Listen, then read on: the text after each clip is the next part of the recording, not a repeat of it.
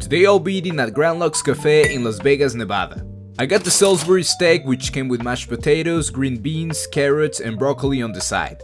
The mashed potatoes were smooth and buttery. They had a few potato pieces and the gravy was delicious. It was my first time trying Salisbury steak and I gotta say it was good. The steak was juicy, the bottom was crispy, and it was full of flavor as it tasted like garlic, mushrooms, and onions. It honestly reminded me of a taster hamburger patty. The green beans were a bit hard and undercooked for my liking, but they were still okay. The carrots were buttery and gave the dish a nice sweet taste. Lastly, the broccoli was just roasted and tasted like black pepper. Apart from the green beans, the dish was delicious. 7.8 out of 10.